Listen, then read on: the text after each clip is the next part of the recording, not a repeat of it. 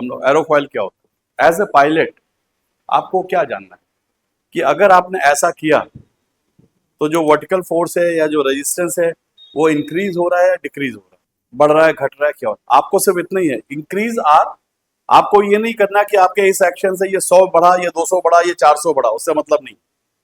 आप लोग साइंटिस्ट नहीं, इंजीनियर नहीं, बस ये कि आपको पता अगर ऐसे करेंगे तो ये इंक्रीज हो जाएगा, ये डिक्रीज। तो अब आपसे जब मैं कुछ भी बात करूँ, या तो आप बार बार पूरा विंग को ड्रॉ करिए बताने के लिए ये फोर्स है, ये वो है, और 3D पिक्चर बनाइए, वो तो पॉसिबल है नहीं। तो आप क्या कहते हैं, instead of going for 3D you go for 2D। Wing का 2D बनाते हैं, जिसको कि हम एरोफॉयल कहते हैं, जिसको कि हम एरोफॉयल कहते हैं। और एरोफॉयल के ऊपर 2D पे आप जो भी एरोफॉयल पे हो रहा है, समझ लिए पूरे विंग में अगर एरोफॉयल पे कुछ चीज घट बढ़ रही है, समझिए उसी को बड़ा कर दिया तो पूरे विंग में भी वो चीज घट बढ़, आपको जिससे मतलब है। तो इसीलिए हमें एरोफॉयल के बारे में जानना जरूरी होता है। ये जो विंग है, this wing which gives you the vertical force, जैसे क्या देता है मैंने आपको बताया। इस विंग को आप एक कटिंग प्लेन से काटिए, लाइक हेक्सा, आरी से काटा, आरी से ऐसे काटा कि ये जो आरी जो आप रख रहे हैं ये पैरेलल टू लॉन्गिट्यूडनल एक्सिस और पैरेलल टू वर्टिकल एक्सिस ऐसे होना चाहिए। और तब जब आप काटेंगे और जो सेक्शन नजर आएगा उसको हम क्या कहते हैं, एरोफॉइल। अदरवाइज विंग को तो आप कई तरह से काट सकते हैं, ऐसे भी काट सकते हैं, पर ऐसे काट सकते हैं तो ये सेक्शन आएगा जो कि एरोफॉइल नहीं होगा, ऐसे करेंगे। इसीलिए इसको डिफाइन करना जरूरी है कि when the wing is cut with the help of that plane which is an aerofoil is the cross section of the wing when the wing is cut with the help of that plane which is parallel to longitudinal axis and directional axis. In other words, aerofoil is a special shape which produces large lift and less drag. एक ऐसा, otherwise तो हमें ये shape लेने की क्या जरूरत थी, हम तुम्हें लगा देते विंग की जगह। बट किसी सरफेस में लिफ्ट इतनी मिलेगी और रेस्टर हमें वो शेप नहीं चाहिए, हमें वो शेप चाहिए जो फायदा इतना दे और नुकसान यानी लिफ्ट मैक्सिमम दे और एयर में रेजिस्टेंस कम से कम दे। बाद में R&D करने के बाद ये पता लगा ये शेप है, इससे स्पेशल शेप, जब आप इसको एयर में मूव करेंगे तो this will give you maximum benefit with the minimum losses. जब भी हम विंग की बात करेंगे तो हर बार इस तरह से बनाएं और कहें अब यहाँ पे ये है, यहाँ पे ये है, यहाँ पे ये ज्यादा हो रहा है, ये कम हो रहा है, बनाइए। या आप क्या करिए कि अब आपको पता है कि इसका जो 2D है वो इस तरह से है, ये अब यहां से एयर ऐसे जा रही है, अब या तो एयर ऐसे दिखाइए या दिखाइए, तो ज्यादा आसान क्या है। इसीलिए हमने, और हमें एज ए पायलट हमें क्या जानना है, कम हो रहा है कि ज्यादा हो रहा है, तो जो इस पे कम ज्यादा हो रहा है वही पूरे विंग पे कम ज्यादा हो रहा है। इसीलिए अब नाउ पूरे विंग की बात करने की जगह हम लोग क्या करेंगे, सिर्फ एक सेक्शन, वो एक छोटा सा शेप ले लेंगे और उस पे एक ऐसे जा रहा है तो क्या हो। तो एरोफॉइल क्या है, when the wing is cut with the help of the plane which is cutting plane जो है should be parallel to longitudinal and directional axis. अब जब हमने काटा तो ये आ गया, ठीक है, अब ऐसा कर सकते हैं ना, ये एरोफॉइल है। अब इस एरोफॉइल के का नॉमेनक्लेचर क्या है, ये कैसा होना चाहिए, किस तरह से होना चाहिए। इस एरोफॉइल को जानने से पहले चलिए हम लोग ये जानते हैं, इसको हम कई बार बता चुके हैं, फिर बता रहे हैं। मान लो ये सरफेस है, जैसे विंग एक सरफेस है, यहां से एयर जा रही तेजी से, इसी तरह की सरफेस है, ऐसे है। मैं इसके ऊपर की वेलोसिटी बढ़ा रहा हूं,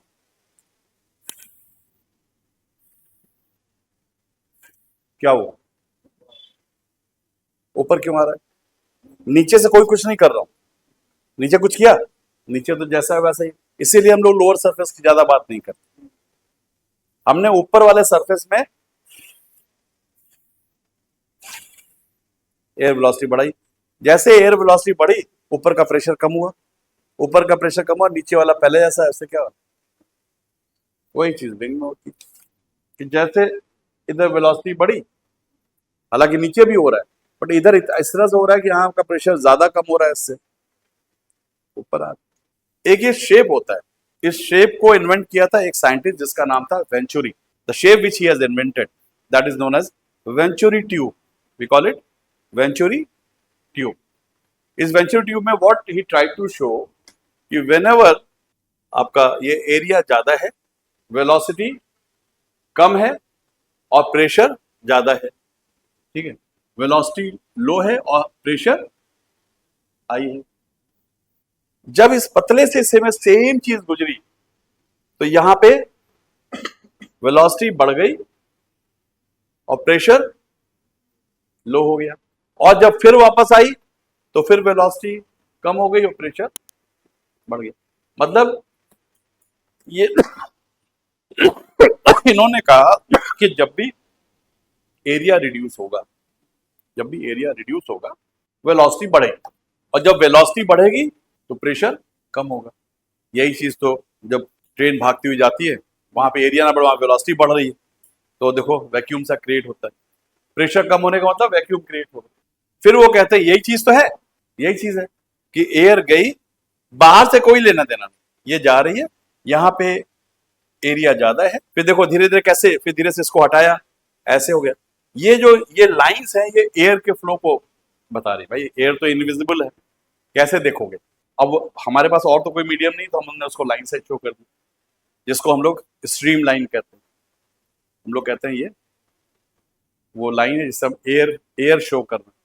तो अब देखो क्या तुम्हें क्या नजर आ रहा है, ऐसे गया, फिर ये ऊपर हटा दिया और फिर इसको ऊपर हटाया। अब इसी को हमने क्या किया, अगर हम ऐसा शेप बनाते तो मतलब जो कुछ वेंचुरी में हो रहा है वही कुछ, और ये शेप क्या है, विंग का, यानी विंग के ऊपर वही होगा जो वेंचुरी के इस पतले एरिया में हो रहा है।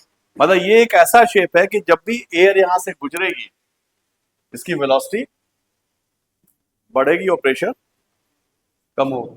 और उसमें भी एक सबसे बड़ी चीज क्या है कि जहां पे सबसे कम एरिया है ये, वहां पे इस एरोफाइल पे देखो थिकनेस मैक्सिमम है, देख रहे हो, यानी ये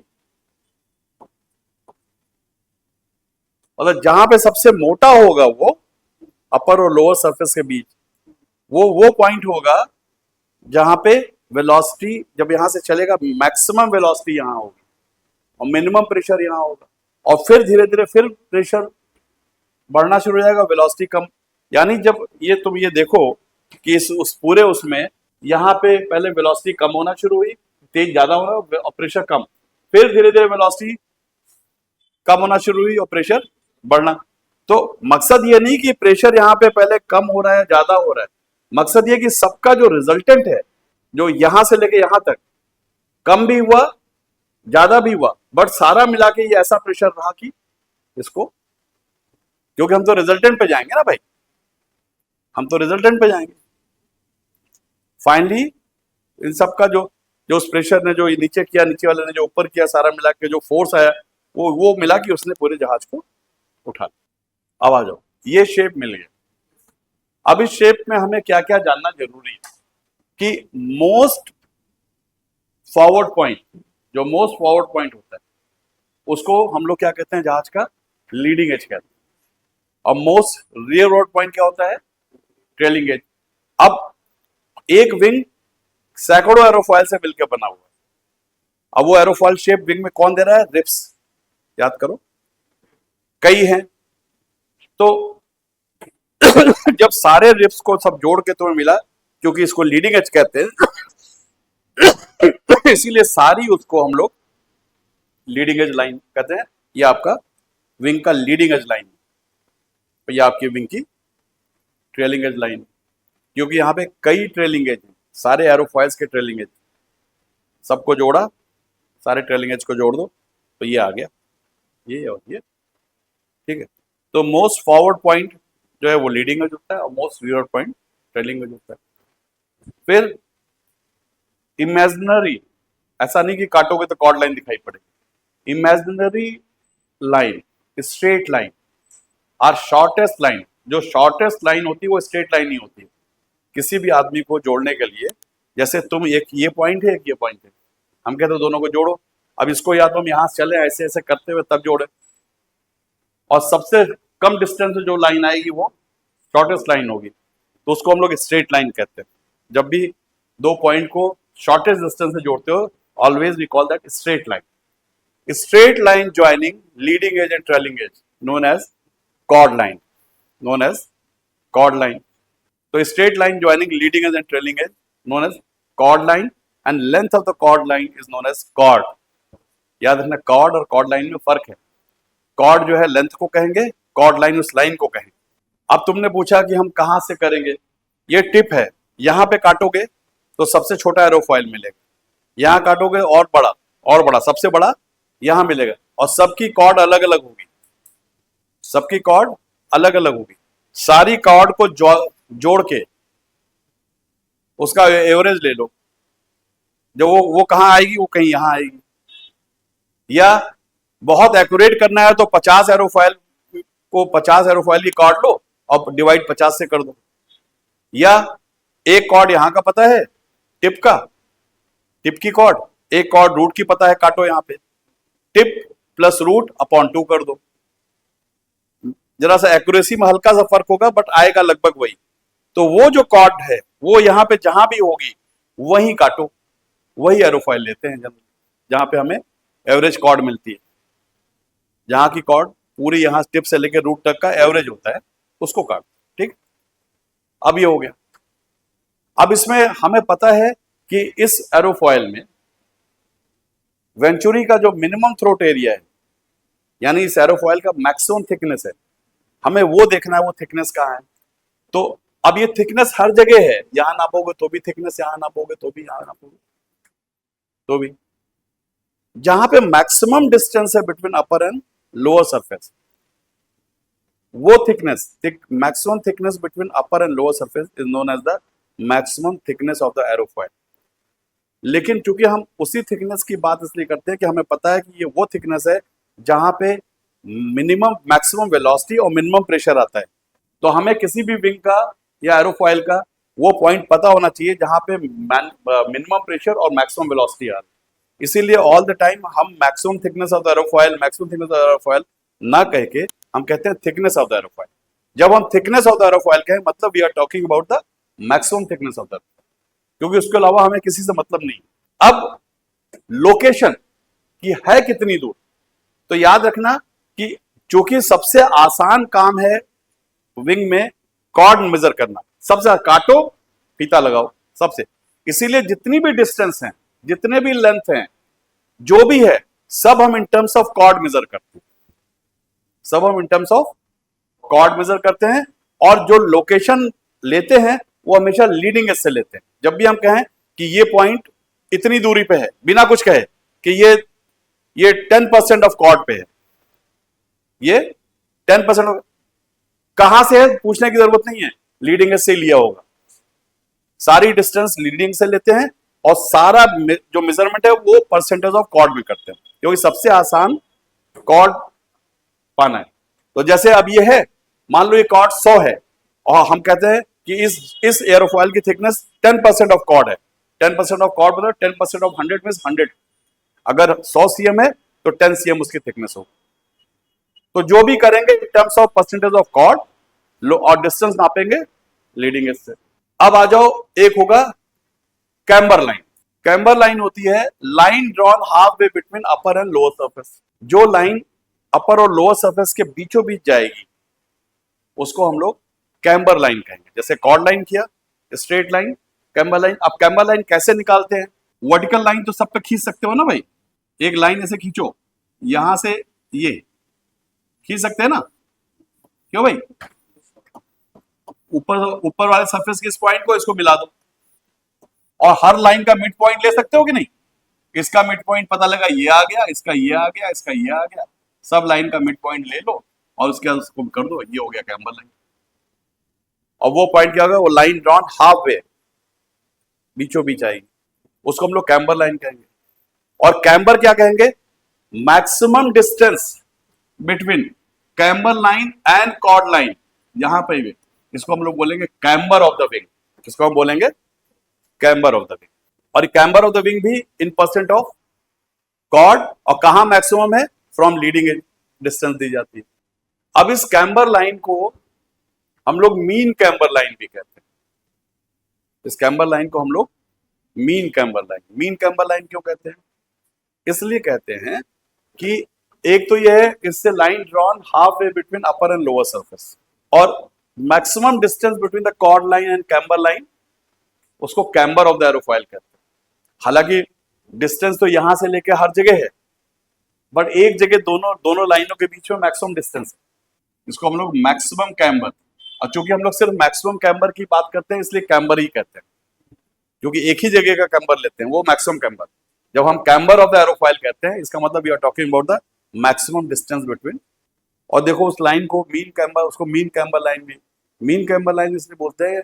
कर्वेचर होता है कि if you can measure the amount of curve of a surface और लाइन, कि कितना कर्व है उसका मैथमेटिकल वे है, मेजर करो। तो ये देखा गया कि जो लाइन बीच में आई, बीचों बीच इसको ड्रॉ किया, इसका कर्व, इसके कर्व और इसके कर्व का एवरेज है, दोनों का एवरेज वैल्यू आ रही है, इसीलिए इसको average camber line or mean का मतलब एवरेज, इसीलिए हम लोग इसको मीन कैम्बर लाइन भी कहते हैं। कि मतलब इस लाइन का जो कर्वेचर है वो अपर और लोअर सरफेस के कर्वेचर का एवरेज है। अगर ये एरोफॉइल सेक्शन उस जगह का है जहां पे कॉर्ड भी एवरेज है, तो इस कॉर्ड को भी हम लोग मीन कॉर्ड कहेंगे। और जब भी हम एवरेज लगाते हैं तो एवरेज के लिए हम लोग हमेशा बार लगाते हैं। जैसे कॉर्ड का सिंबल सी होता है, तो सी के ऊपर जब अगर बार कहीं लगा देखो, इसका मतलब इसने टिप से लेकर रूट तक का, ये tip chord plus root chord का एवरेज है। ये रेडियस हो गया। अब ये तुमने अपर सरफेस तो बना दिया, लोअर सरफेस भी बना दिया, इनका उसको जोड़ना है, कैसे जोड़ोगे? वहां तो रिब ने दिखा दिया, आगे कैसे करोगे? तो उसका एक लीडिंग एज रेडियस होता है, वो प्रॉपर R&D के बाद बनाते हैं कि विंग का ये जो है ऊपर अपर सरफेस और लोअर सरफेस को जोड़ने पर क्या राउंड शेप होना चाहिए। तो जनरली वो 2% ऑफ कॉर्ड होता है, यानी जो कॉर्ड होता है, अगर कॉर्ड 100 है तो 2% मतलब 2 सेंटीमीटर। जिस भी जगह से तुमने ये पोर्शन उठाया है वो उस सर्किल का पोर्शन होना चाहिए जिसका रेडियस 2 सेंटीमीटर। एक सर्किल एक किया, 2 सेंटीमीटर का एक सर्किल है, इसमें कोई सरफेस ऐसे, उसमें से तुमने काट लिया, काट के तुमने यहाँ पे लगा दिया। अब आता है कि साहब चलिए कॉर्ड लाइन समझ में आया, कैम्बर लाइन ड्रॉ कर दिया, सब ड्रॉ कर दिया, पर इसकी जरूरत क्या है? ये हमें ये डिस्टेंस क्यों जानना चाहिए? अब मुझे तुम बताओ, तुमने उस जगह का एरोफॉइल लिया जहां पे फ्लैप लगा हुआ है, ये ऐसे फ्लैप ऐसे हिंज पे। अभी जब फ्लैप डिप्लॉयड नहीं है, काटा ऐसे नजर आएगा। सोचो फ्लैप जहां लगा है, इसको इस जगह को काटो, हाँ ये, और जैसे इस फ्लैप को नीचे ले जाओगे, ये अब यही सेम चीज कैसे दिखाई देगी?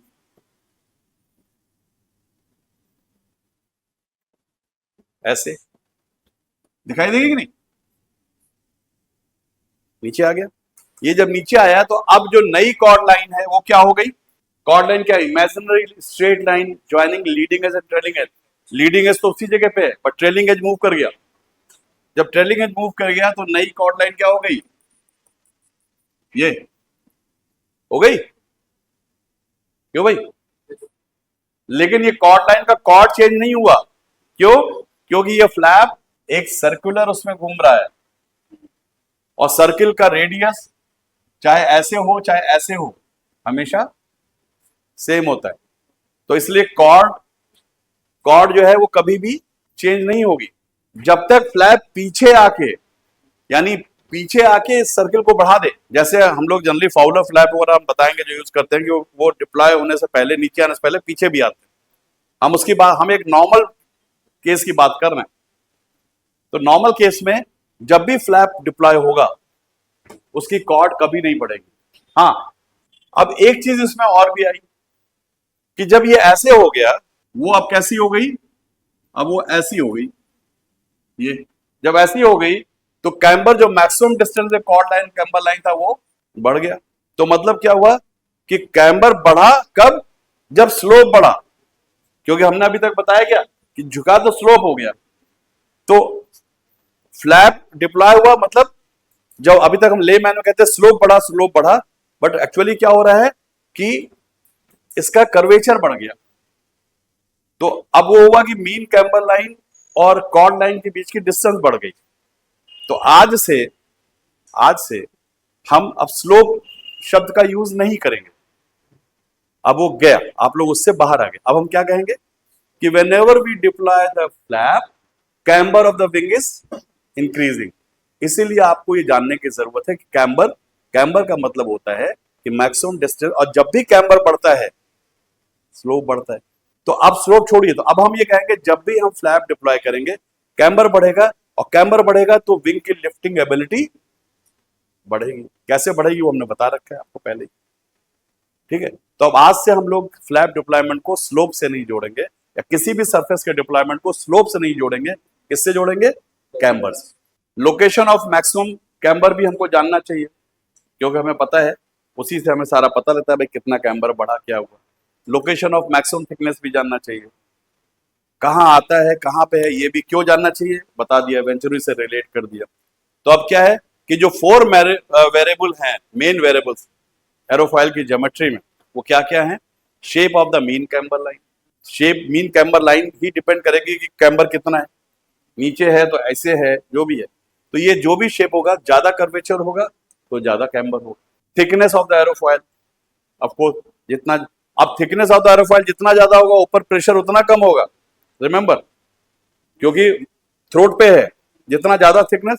बट इसका मतलब नहीं कि हम यहां से लेके होनोलुलु तक थिकनेस कर दें, क्योंकि याद रखिए थिकनेस से तो, क्योंकि हम सिर्फ चीजों को वहीं तक बढ़ाते हैं या वहीं तक लेके जाते हैं जहां तक हमें फायदा ज्यादा और लॉस कम हो। जहां पे लॉस ज्यादा होना शुरू हो गया फिर हम उसके आगे नहीं बढ़ते। तो सबकी अपनी लिमिट होती है, ठीक है। और लीडिंग एज लोकेशन और लीडिंग एज रेडियस, ये आपके सारे होते हैं।